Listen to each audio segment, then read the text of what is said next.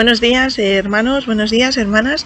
Es un gustazo poder estar aquí en medio de vuestras casas, en vuestros portátiles, en vuestras teles, en vuestros móviles, no sé, en alguna pantallita. Estaré metida, estoy segura.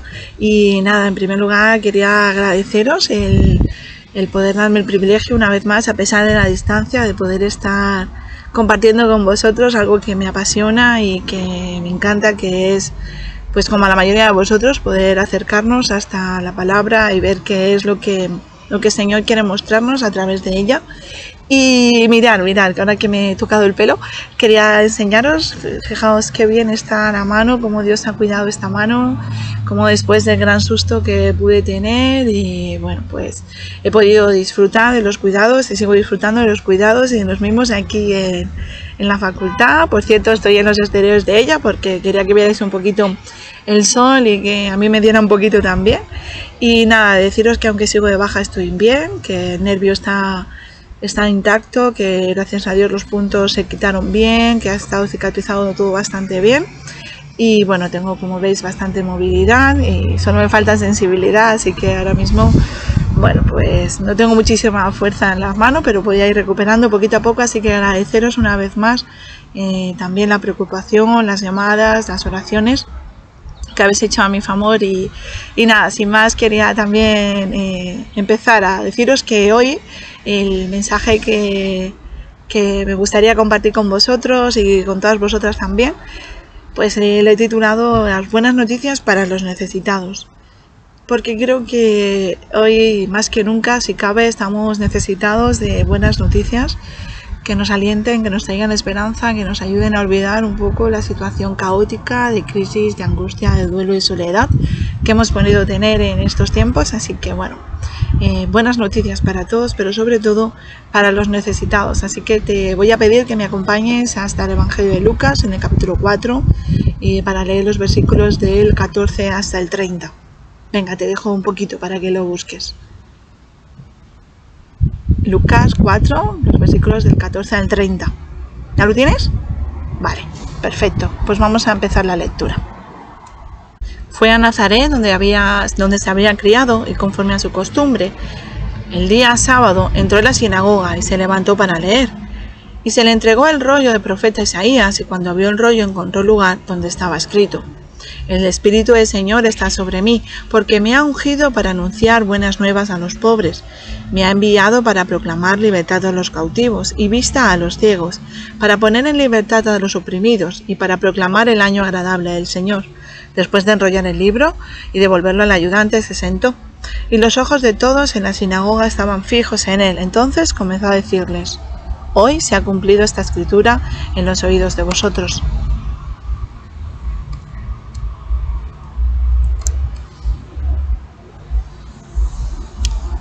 Todos daban testimonio de él y estaban maravillados de las palabras de gracia que salían de su boca y decían: ¿No es este el hijo de José? Entonces él les dijo: Sin duda, me diréis este refrán: médico, sánate a ti mismo. Hemos oído que sucedieron tantas cosas en Capernaum, haz lo mismo también aquí en tu tierra. Y añadió: De cierto os digo que ningún profeta es aceptado en su tierra. Pero en verdad os digo que había muchas viudas en Israel en los días de Elías, cuando el cielo fue cerrado por 3 años y 6 meses, y hubo una gran hambre en toda la tierra, pero a ninguna de ellas fue enviado Elías, sino a una mujer viuda en Sarepta de Sidón.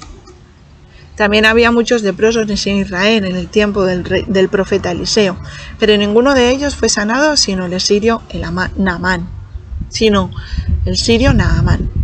Al oír estas cosas, todos en la sinagoga se llenaron de ira, y se levantaron y lo echaron fuera de la ciudad. Luego lo llevaron hasta el precipicio del monte sobre el cual estaba edificada su ciudad, para despeñarlo. Pero él pasó por medio de ellos y se fue. Bueno, no sé si os ha parecido interesante, estoy segura de que sí, este pasaje. Curioso cómo empieza Lucas con el ministerio público de Jesús. Es sorprendente ver también cómo, a diferencia de los sinópticos, los diferentes, ¿no?, ¿os acordáis?, de Mateo y de Marcos, además de Lucas, pues en este momento, en la narración lucana, lo que hace es alterar el orden cronológico del resto de los otros 2 evangelios y sitúa el ministerio público de de Jesús en Nazaret, en esta sinagoga, en este mensaje, explicando cuál es su programa, por qué ha venido, qué es lo que el Espíritu Santo le ha dicho, por qué ha sido ungido, ha sido escogido y qué es lo que está haciendo aquí. Lucas siempre a lo largo de su ministerio, de su mensaje en el Evangelio, lo que va a dar siempre es respuesta a dos grandes preguntas. Y Lucas va a contestar quién es Jesús y para qué vino. Estas son siempre las dos grandes preguntas: quién es Jesús y para qué vino. Y además esto siempre va a estar enfocado en torno a una comunidad de excluidos, a una comunidad de oprimidos, de huérfanos, de viudas, de los nadie, ¿no? Y es importante que esto lo tengamos también en nuestra mente. Y fijaros que Lucas es doctor, ya sabemos que es un gran observador que ha decidido darnos detalles exactos, con precisión, para que Teófilo y nosotros, a quien escribe, pues ya sabéis que dedica sus dos tratados, sus dos libros, el de Lucas y el de Hechos, a Teófilo, donde va a explicarle qué es lo que ha estado aconteciendo con toda la veracidad posible, ¿no? Con todo el escrutinio, la observación, con el sumo cuidado de hacerlo. Y en este momento, en esta narración, Lucas pues altera el orden habitual de los sinópticos y presenta el inicio de Galilea, el inicio de Jesús de Nazaret, el inicio de Jesús en Nazaret, en una sinagoga donde no le van a hacer demasiado caso.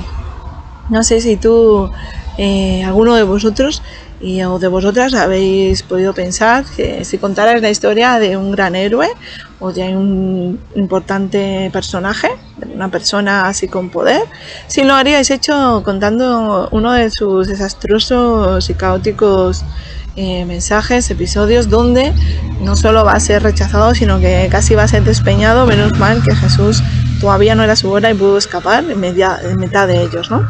No sé si lo habréis empezado así, pero fijaros, quiero que os deis cuenta de lo que Lucas puede hacer ahora. Y fijaros, él es un gran escritor, detalla muchas cosas. ¿Y qué nos dice? Lucas nos dice que después de estar por Galilea vuelve a su ciudad donde se ha criado, a esa comunidad donde ha estado 30 años encargándose del oficio de José, de un carpintero. Ha estado haciendo sillas, mesas, todo tipo de utensilios de madera.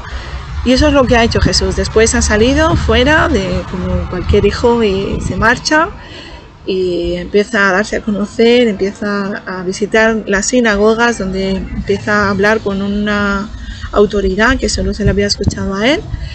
Y de todas esas sinagogas en las que Jesús ha hablado, pues Lucas quiere recoger la que está en Nazaret, justamente esta y no otra. Curioso, ¿verdad?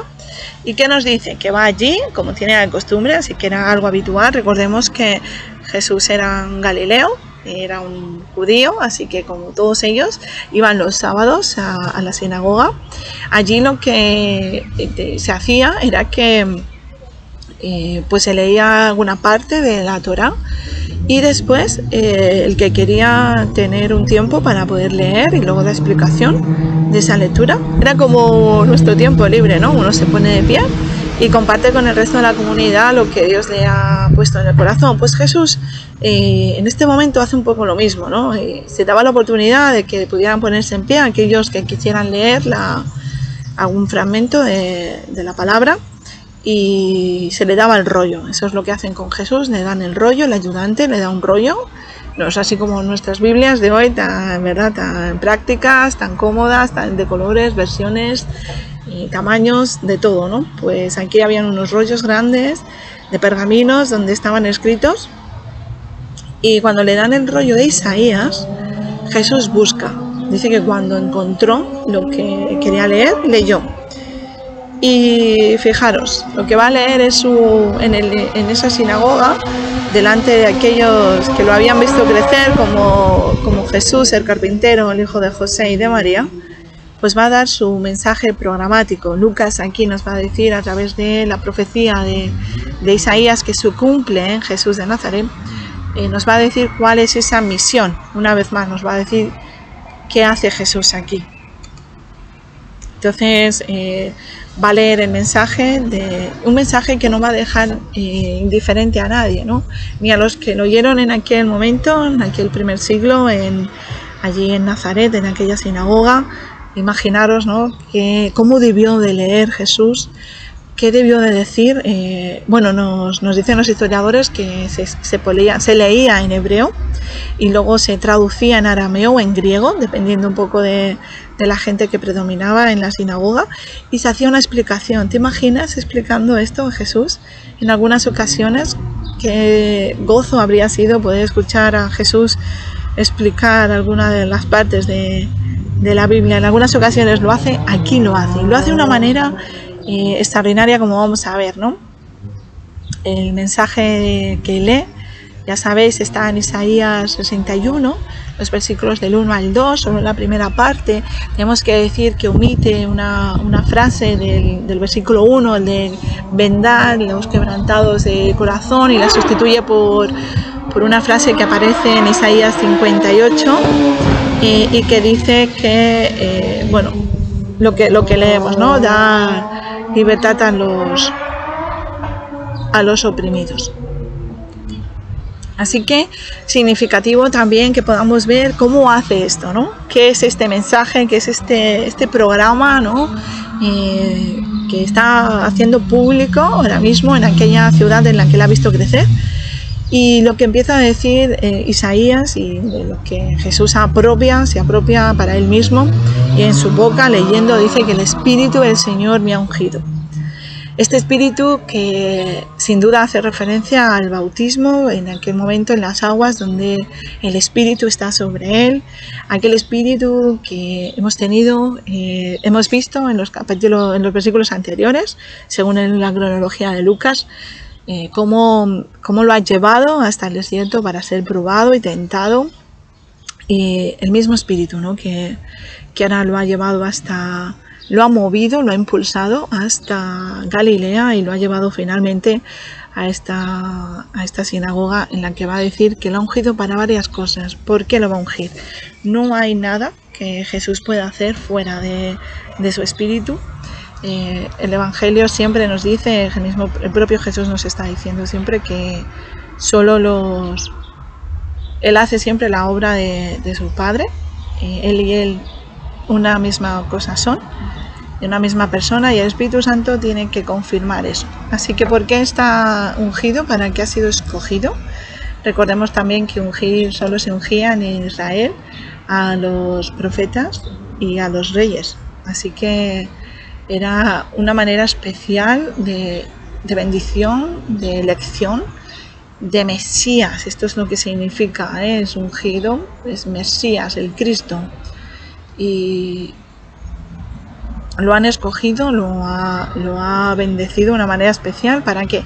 Para dar buenas noticias a los pobres, para libertar a los cautivos, para dar vista a los ciegos, para libertad a los oprimidos y para anunciar el año agradable del Señor. No está mal, ¿verdad?, estos puntos para el programa electoral de cualquiera. No estaría mal, de cualquiera de nuestros gobernantes, de cualquiera que se levanta y quiera hacer, pues defender a las viudas, al extranjero y al pobre. No estaría nada mal. Pues lo hace Jesús en el primer siglo. Sale de la boca de un nazareno, ¿no? Sale de la boca de nuestro Señor, y esto es lo que va haciendo, siempre respaldado por su Padre y por el Espíritu Santo. Entonces, lo primero que nos dicen es quiénes son estos pobres, porque ha venido a anunciarle libertad a estos pobres, a anunciarles un mensaje, unas buenas nuevas, unas buenas noticias, ¿no? Todos estamos deseosos de buenas noticias, pero ¿quiénes son estos pobres? Fijaros, vamos a tomar, permitirme la licencia de ir a los últimos versículos, donde nos dan 2 ejemplos de Eliseo y de Elías, 2 grandes profetas también, donde se va a enseñar qué es lo que ha hecho Dios en mitad de un pueblo que no era del pueblo de Israel, en mitad de personas que no eran judíos, ¿no?, sobre paganos y gentiles, como ellos decían. Y lo va a hacer presentando un tipo de viuda, ¿no? Un tipo de pobre, que esto sí que lo podíamos identificar, cualquiera no podíamos identificar claramente a la viuda de Sarepta, ahí en Sion, donde sabemos que solo le queda, nos cuenta Reyes en el segundo libro de Reyes, nos cuenta cómo está allí, ¿no? Elías en mitad o sea, el espíritu lo lleva también hasta allí y le pide que le diga a una viuda que solo tiene un poquito de harina y un poquito de aceite y tiene un hijo y ha decidido que va a hacer la comida, va a comer y que como ya no tiene nada más va a dejarse morir.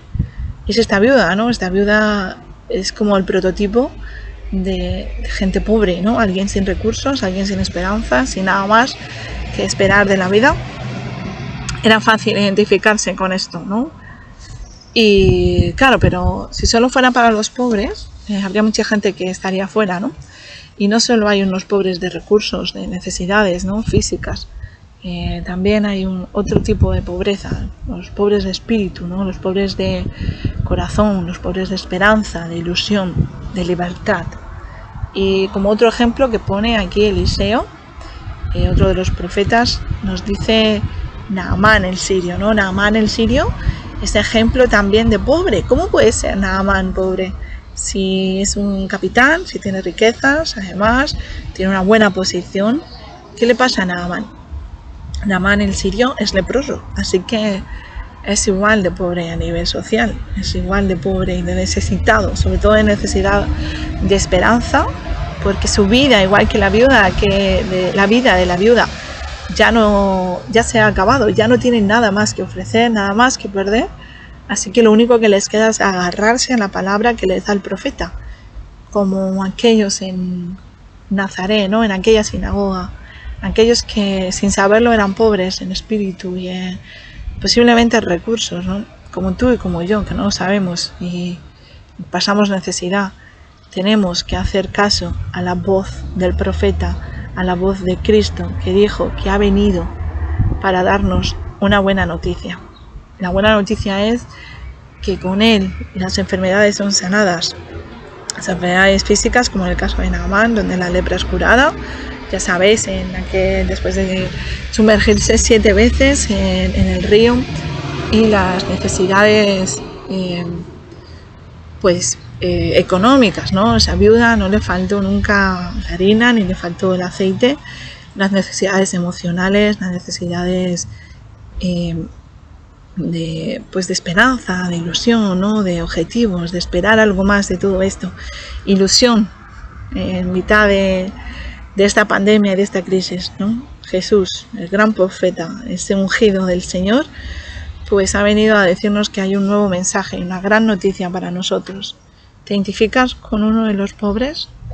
¿Te has identificado con alguno de ellos? ¿Reconoces a alguien en tu entorno que está ahora mismo en esta pobreza?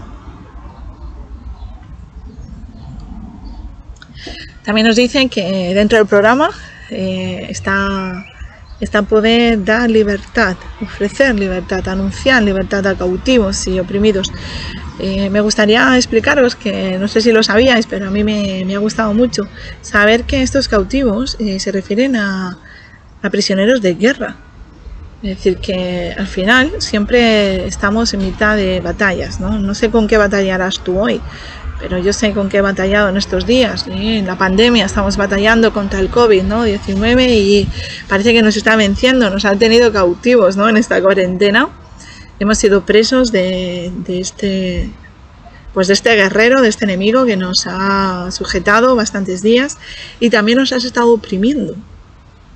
Nos ha quitado la libertad, el gozo, las ganas y el deseo, ¿no? Y sobre todo la oportunidad de salir y de abrazar y de compartir, como otras veces hemos hecho, como cualquier enemigo que quiere arrebatarnos, ¿no? Toda la libertad, toda la esperanza, toda la vida, toda nuestra identidad que Dios nos ha dado. Pues tenemos una buena noticia. La buena noticia es que Jesús ha venido a libertarnos, a romper cadenas. Y algo muy bonito que he encontrado es que cuando leemos en griego, Es un privilegio, ya sabéis, así que ya sabéis que para demostraros que sigo estudiando os cuento algo siempre en griego. Pues esta vez os cuento que la palabra libertad y perdonar pues son la misma palabra. Los dos significan lo mismo, se utiliza la misma palabra en griego. Y a mí me ha sorprendido cómo Jesús, cómo esta palabra puede conectar la libertad con el pecado y el pecado con la libertad. Sabemos todos, ¿no?, que cuando hemos sido perdonados nos hemos quedado libres, ¿no? Nos hemos quitado un peso encima. Esto es lo que hace Jesús, ¿no? Cuando Jesús nos perdona, nos liberta. Y esto es lo que hace Jesús en la cruz. Encarna, hace histórico la libertad, ¿no? La ruptura de cadenas y contra el enemigo que nos ha tenido esclavos y prisioneros, que ha sido Satanás, nuestro propio yo, el egoísmo, el pecado, en definitiva. Y nos ha perdonado en esa cruz también, ¿no? En esa muestra de amor extravagante y exagerado por ti y por mí, nos ha quitado un peso encima. Así que nos ha liberado porque nos ha perdonado y nos perdonó porque nos amó. No sé cómo te sientes hoy. ¿Te sientes con alguna carga? ¿Te sientes todavía prisionero de algún pensamiento, de alguna actitud, de algún resentimiento? ¿Crees que hay algo que todavía tienes que poner delante del Señor para romperlo? ¿O por el contrario estás viviendo ya en la libertad que ha sido dada y que ha sido regalada en la hora de aceptar, ¿no?, ese sacrificio de Jesús en aquella cruz? Tenemos la oportunidad de hoy también se cumple entre nosotros esta promesa, ¿no?, esta profecía. Si te sientes cautivo de algo, si hay algo que te está apresando, si hay algo que te está oprimiendo, hoy es el momento de recibir perdón y liberación, porque Jesús lo hace posible. Otra de las cosas que Lucas nos dice a través de esa cita, por cierto, de la Septuaginta que hace Jesús, esa lectura que se hace en aquella sinagoga, es el año de gracia. Y fijaros, el año de gracia, todo el mundo sabemos, ¿no?, que estamos en el año de gracia, pero claro, ¿cómo explicamos esto, ¿no? ¿De dónde viene todo esto? Y me gustaba ver que, claro, que esto tiene conexión con ese año del jubileo, conexión con el Antiguo Testamento, ¿no?, con la figura de Goel, con la figura de volver a ser redimidos. Fijaros que ya el Señor lo tenía previsto todo de antemano. Y también, ¿no? Una de las cosas que debemos de recordar es que no podemos entender bien el Nuevo Testamento sin mirar al Antiguo. Y fijaros que dice que el año de jubileo lo estableció el Señor, que lo hacía cada 7 años. Y claro, esto está escrito en Deuteronomio, ahí podéis estar fijándoos en cada uno de los detalles que se daba, pero se eligió 7 años. 7 años en el séptimo en el que se podía devolver. Uno podía vender la tierra que le había tocado porque no tenía dinero, porque necesitaba salir, porque quería rentarla, por lo que sea, por pagar una deuda, pues por muchas cosas, ¿no? Pero en ese año se podía devolver la tierra a los que eran de orígenes, ¿no?, a los originarios, y tenían poder para volver a su propiedad. Así que así se impedía siempre pues estas grandes potencias de latifundios, ¿no? No todo el mundo poseía un gran terreno, sino que todos tenían su heredad, y se garantizaba así la supervivencia de las familias, que en aquel tiempo, más que ahora, ¿no?, si cabe, pues dependían absolutamente de ese trozo de tierra donde podían cultivar y donde podían cosechar y alimentarse, ¿no?, allí. Y en este tiempo, en el año de jubileo, era necesario perdonar las deudas y rescatar a las personas que se habían tomado como esclavos. Así que es imposible recordar, no conectar, ¿no?, que a Jesús fue nuestro jubileo, además. Fue aquel que tuvo la capacidad de perdonarnos, tuvo la necesidad de morir en una cruz por amor a ti y a mí, para que podamos nosotros volver a recuperar la heredad que nos fue quitada, la heredad que vendimos por nuestro propio yo, por nuestra manera de vivir, por decidir que mi tierra mando yo, en una heredad en la que no hicimos nada, ¿no?, para tener. Sin embargo, decidimos que aquí mandábamos nosotros y la vendimos al mejor postor, o incluso por un plato de lentejas.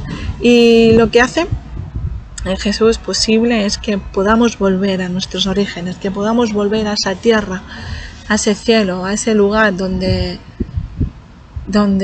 Jesús quería que estuviéramos, donde Dios quería pasar la eternidad con nosotros. Así que alentador saber que el año de jubileo ya se ha hecho. Estamos en el año de gracia, en el año de momento de poder pedir perdón, donde vas a ser perdonado. No dejes de pedir perdón, porque lo vas a tener. No dejes de buscar la tierra que te dio Dios, porque es momento de recibirla, y la recibimos gracias al sacrificio de Jesús. No hay otra manera, no hay otro modo. Así que buen propósito para nuestro programa, ¿verdad? Jesús tiene un buen programa. Yo estoy segura que lo votaría, ¿eh? No sé qué tú qué harías. Claro, ante los buenos programas uno puede hacer dos cosas: o admirarse o rechazarlo por completo. Y esto es lo que ocurre, esto es lo que vamos a ver. Vemos cómo las reacciones, la primera reacción que tuvieron fue de admiración, decirles, madre mía, como no decían que todos los ojos, dice Lucas, todos los ojos estaban fijados en él. Y claro, y se maravillaban de la gracia con la que hablaba. Jesús estaba explicando esto. Y después, cuando va a seguir explicando esa gran interpretación, esa gran exégesis que hace al final del todo y la que Lucas recoge, es que la explicación de todo ese pasaje, de esa profecía, es que se cumple hoy en Jesús y se cumplía delante de ellos. Bueno, claro, tú imagínate. En esos momentos Jesús dijo, yo soy el Mesías al que estabais esperando. El Mesías, el ungido de Dios, del que estaba hablando Isaías, soy yo, estoy aquí delante de vosotros. Claro, pues como queréis imaginar, pues empezaron a airarse, a tener rechazo contra él, porque este es el mensaje, ¿no? Esto al final es lo que pasa. El mensaje de Jesús incomoda. ¿Cómo iba a ser el Mesías esperado, el hijo de un carpintero? ¿Cómo podía ser alguien que venía de Nazaret? ¿Podía venir algo bueno de Galilea?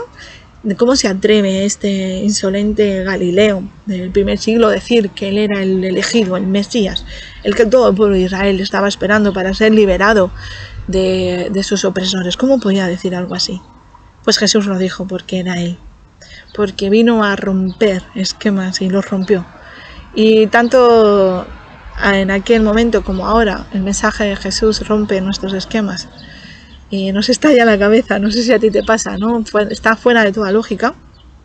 Y una de dos: o admiras y te clavas de rodillas delante de él y lo adoras porque él es el ungido, el elegido, el que tiene la capacidad y el poder para perdonar y para amarnos y para devolvernos a nuestra heredad, o lo rechazas, como hicieron ellos, como han hecho otros tantos, y lo que haces es llevarlo hasta la ciudad, hasta el precipicio de la ciudad, y querer despeñarlo.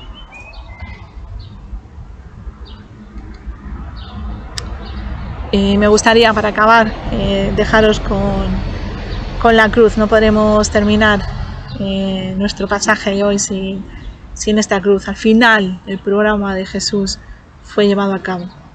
No fue como algunos dirigentes, no fue como otros gobernadores, no fue como los que prometen y no hacen nada, sino todo lo contrario. Jesús anunció que iba a dar libertad, que iba a dar la vista a los ciegos, una vista espiritual, una luz, de pasar de tinieblas a luz, de ser cautivos a ser liberados, de ser esclavos a ser hijos libres, con ser herederos legítimos de esas promesas del Padre. Y lo hace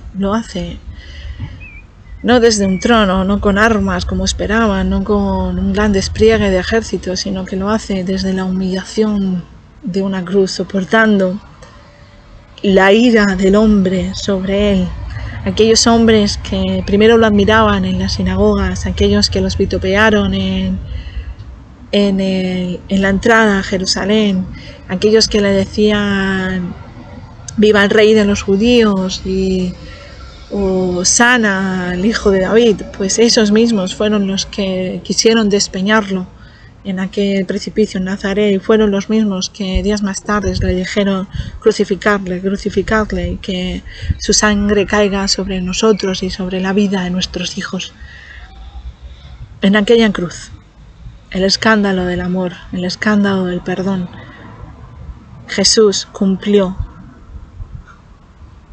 de una forma extraordinaria, universal, por una vez por todas, con su programa. Y hoy delante de nosotros está de nuevo este mensaje, de nuevo la cruz. No sé si te sientes hija o te sientes hijo libre. No sé que en ocasiones esta pandemia quizás, las angustias, la soledad, no sé, mil cosas que nos atan y nos roban la identidad. No sé si te encuentras así, no sé si vives así, ¿no? A veces los que hemos sido hijos, los que somos hijos, los que hemos sido libertados, vivimos aprisionados, vivimos como si siguiéramos siendo esclavos, y hoy es de nuevo la oportunidad de recordar que Jesús de Nazaret nos hizo libres en aquella cruz, que en aquella cruz Jesús rompió cadenas, rompió la muerte, hizo escarnio público de aquellas potestades que se levantaban contra nosotros, clavó aquella hoja de delitos en la que estaba escrito nuestro nombre, y en esa cruz el Señor nos dio la oportunidad de ser hijos. El Espíritu Santo es el mismo que actuó en él, que actuó en esa cruz, en aquella resurrección, y que está actuando en nosotros a través de aquel día de Pentecostés. Una vez que has decidido aceptar este regalo de Jesús, pues el Espíritu que está morando en ti, ese Espíritu del Señor te ha escogido para anunciar a todos una nueva noticia, un nuevo mensaje, un nuevo programa alternativo a todo esto. Tienes libertad, así que vive como un hijo, no vivas como un esclavo. Eres hijo, eres heredero, y la Iglesia hoy debe actualizar el mensaje de Isaías. Nosotros somos ahora quienes tenemos que anunciar a los oprimidos que hay libertad, a los ciegos que hay solución, a los que están oprimidos que hay esperanza.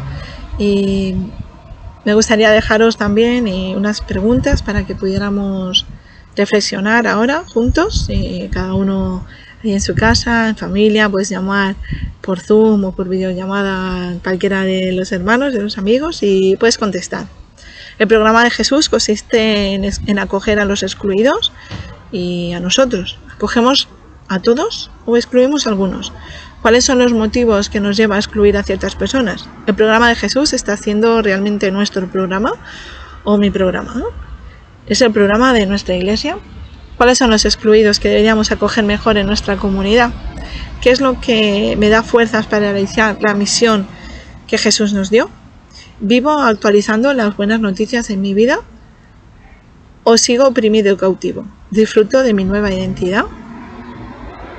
Bueno, hermanos, pues hasta aquí la reflexión de hoy para vosotros. Espero que el Señor os haya hablado como a mí me ha hablado, y espero que sigáis bien, y os pido al Señor que os siga guardando, os siga bendiciendo, que sigáis viviendo en libertad y sabiendo quiénes sois en Cristo, hasta que nos volvamos a ver, que espero que sea muy pronto. Un abrazo.